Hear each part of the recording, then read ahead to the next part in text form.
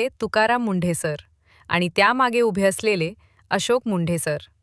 प्रामाणिकपणाचा वारसा. आपण तुकाराम मुंढे सरांचे भाषण अनेकदा ऐकतो. प्रत्येक वेळी ते नम्रपणे एक गोष्ट सांगतात. आज मी जे काही आहे त्यामागे सर्वात मोठा वाटा माझ्या मोठ्या भावाचा श्री अशोक मुंढे सरांचा आहे.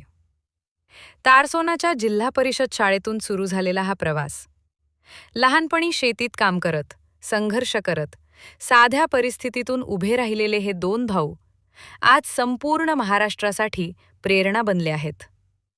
तुकाराम मुंढे सरांचा निर्भीड स्वभाव, कामातील पारदर्शकता आणि कडक प्रशासनाची शैली यामागे त्यांच्या मोठ्या भावांचे संस्कार आणि मार्गदर्शन आहे.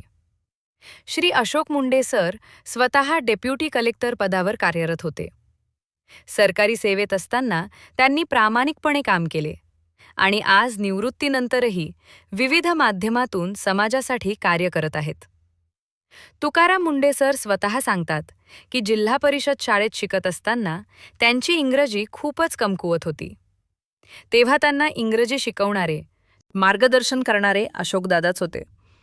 कलेक्टर म्हणजे काय, IAS अधिकारी कसे बनतात, हे स्वप्नही प्रथम अशोकदादांनीच त्यांच्या मनात पेरले. आजही त्यांच्या आयुष्यात अशोकदादा वडिलांसारखी भूमिका निभावत आहेत. आज निर्भीड आणि तडफदार अधिकारी कसा असावा याचे ज्वलंत उदाहरण म्हणजे तुकाराम मुंढे सर. पण त्या व्यक्तिमत्वामागे उभा असलेला त्यांचा संस्कार, संघर्ष आणि कुटुंबाचा आधार तितकाच मोठा आहे. अशा कुटुंबाला, अशा भावंडांना आणि अशा संस्कारांना मनापासून सलाम. कारण मोठी माणसं एकटी घडत नाहीत.